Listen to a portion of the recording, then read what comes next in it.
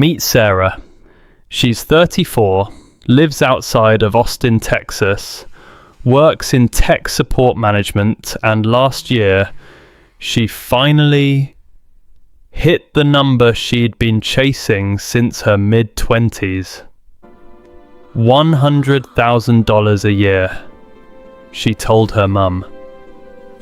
Her mum cried. Her college roommate texted back 3 fire emojis. And for about 2 weeks, Sarah felt like she'd arrived somewhere real, like the financial stress she'd been carrying since graduation was finally about to lift. Then January hit, and the first paycheck landed in her account. After federal taxes, state taxes, Social Security and Medicare, that $100,000 turned into roughly $6,200 a month in take-home pay. Let's be generous. Great benefits package, smart withholding, and call it $6,500. That's what she actually has to work with every single month, not $8,333, which is what $100,000 sounds like when people say it out loud at a dinner party. $6,500, maybe less, depending on the state she lives in. Now let's walk through her month. Her rent is $1,950 for a 2-bedroom apartment she shares with her dog. She's not in the housing market yet.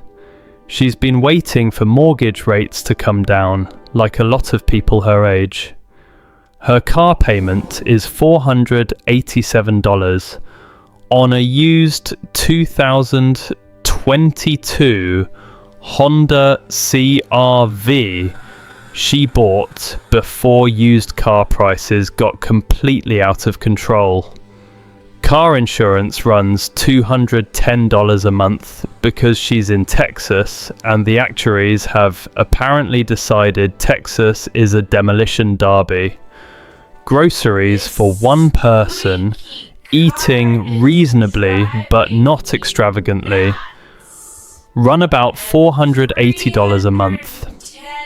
Her health insurance premium through her employer is $310 a month after the company contribution.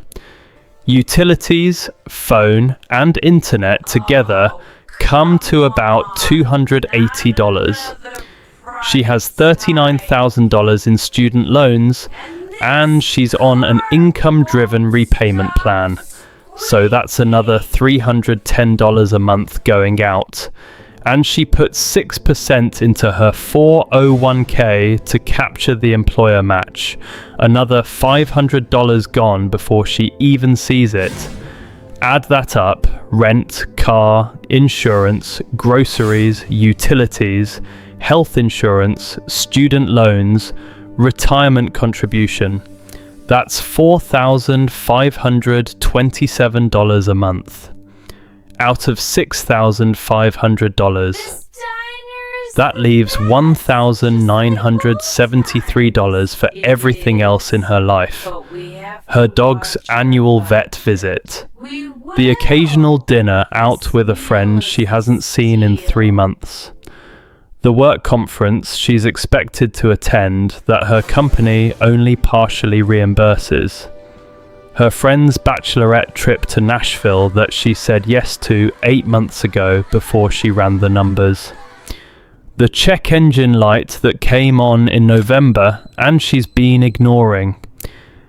And an emergency fund that financial experts say should hold 3 to 6 months of expenses, but currently has about $2,100 in it. Sarah is not irresponsible. She's not buying designer bags or booking business class flights. She's doing almost everything the personal finance books tell you to do. And by almost any honest definition, she is financially fragile. One bad month away from putting something on a credit card. One medical bill away from erasing what little cushion she has. Here's the thing. This is not a Sarah problem. This is a structural problem. And if any part of what I just described sounds uncomfortably familiar, stay with me.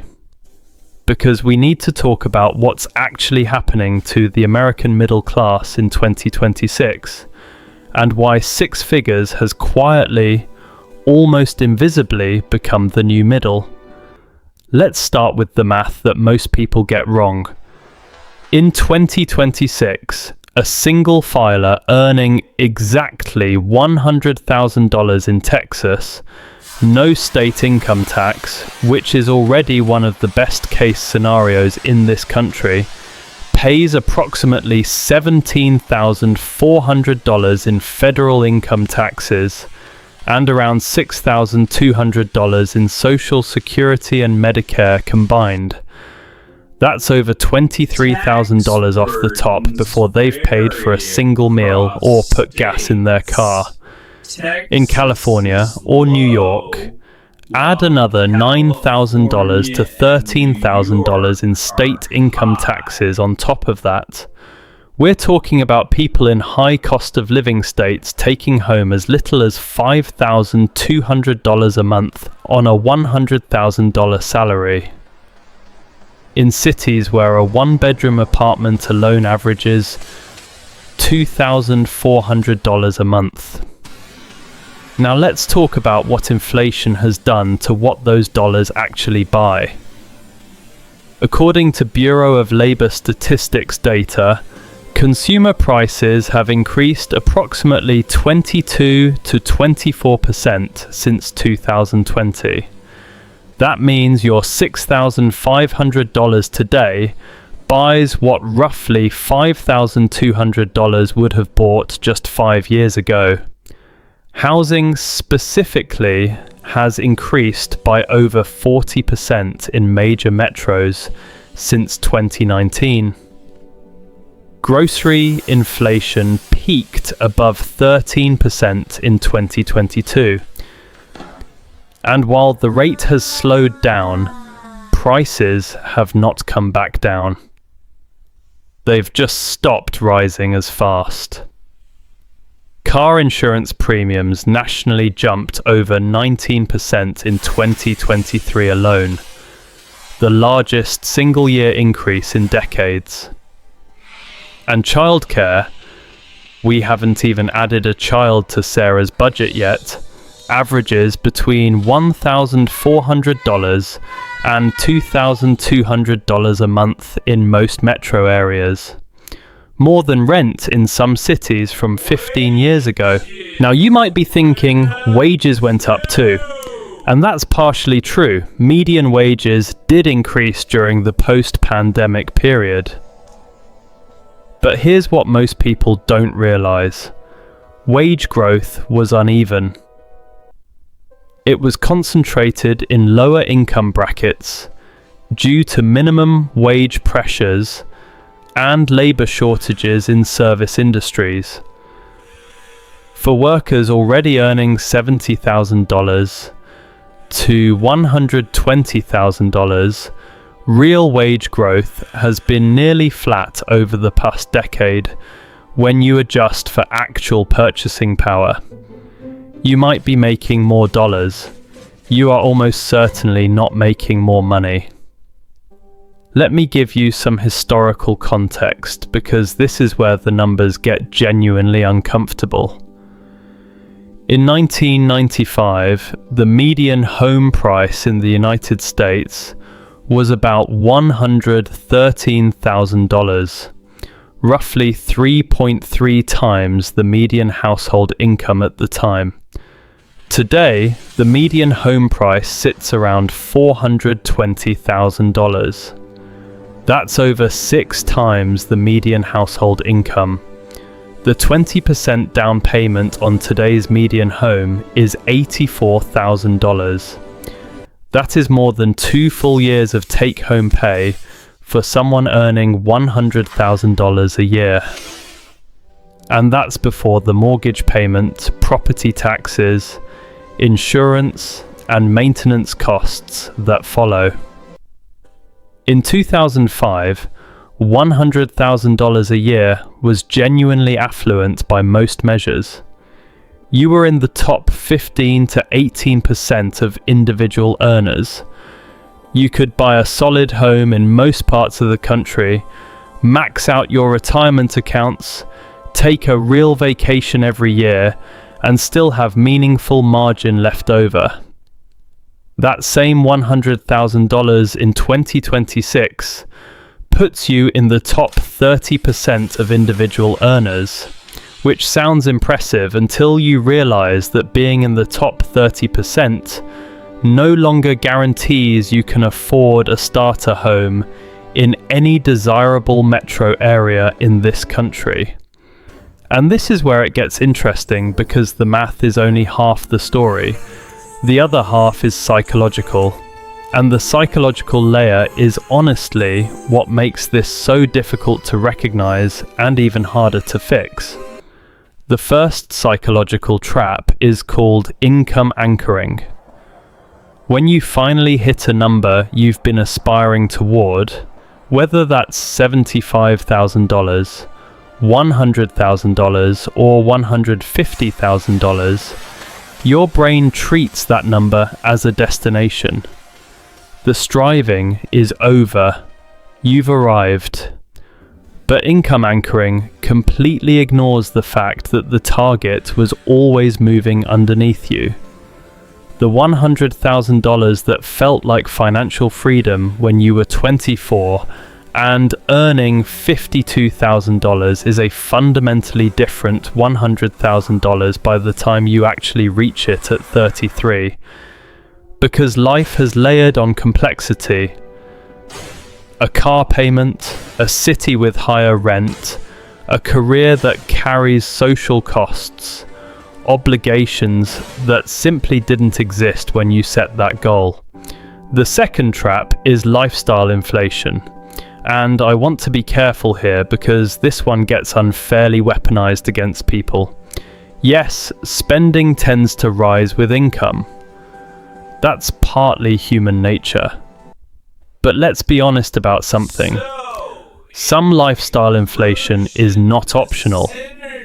When you earn more, you work in environments that carry real social costs. You attend work dinners. You need certain clothes to operate credibly in certain professional spaces. Your peer group subtly shifts, and the baseline cost of participating in that group shifts right along with it. Not all of this is vanity. Some of it is simply the invisible tax of upward mobility. The third trap is status pressure. When you earn six figures, the people around you, your family, your colleagues, sometimes your own internal narrative, quietly adjust their expectations of you. You become the person who can pick up the dinner tab, the person who shouldn't need financial help, the person who should just be fine by now. That pressure is invisible and unspoken, but it carries a real monthly cost that never shows up in a budget spreadsheet. The fourth trap, and probably the most dangerous one, is what behavioral economists call financial fragility normalization. This is when living close to the edge starts to feel like the normal baseline. When $2,000 in a savings account feels like a real cushion instead of a warning sign. When skipping a dentist appointment because of cost feels like a reasonable adult decision rather than a symptom of something much larger. The Federal Reserve Survey of Consumer Finances has found consistently that a significant percentage of Americans earning over $75,000 a year could not cover a $1,000 emergency without turning to credit. That is not a moral failure. That is what happens when the structural costs of modern life consume most of what a solid income produces. Now let me address the objection I know some of you are forming right now. You might say, look, if I was making $100,000, I would be fine. I'd cut the subscriptions, skip eating out, meal prep every Sunday and make it work. And I want to take that seriously because it deserves a real answer. So let's run the fully optimized version of this. You cancel every streaming service. You never eat at a restaurant. You cook everything from scratch. You shop exclusively at discount grocery stores. You drive your car until the wheels fall off. In this perfectly disciplined life, maybe you free up an extra $400 to $600 a month. That's $7,200 a year in additional breathing room, which sounds meaningful until you realize that $7,200 is still less than 2 months of basic living expenses. It still doesn't move the needle on the structural gap between what entry-level home ownership costs today and what your income can realistically support. Here's an analogy I want you to sit with. Imagine you're trying to fill a bathtub, but the drain is partially open. Every piece of personal finance advice you've ever been given is essentially about turning the faucet up slightly and being more careful not to splash water on the floor. Nobody is talking about fixing the drain. The drain, housing cost inflation, healthcare costs, stagnant real wages for the professional middle class.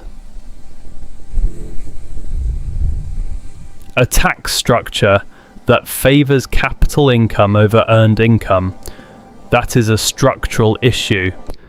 And no amount of personal discipline fully compensates for structural drain. But here's where I want to shift, because understanding the structure of the problem is actually the beginning of navigating it more intelligently, and that's where the real leverage lives. The most important reframe is this. Stop trying to optimize your budget and start optimizing your income trajectory.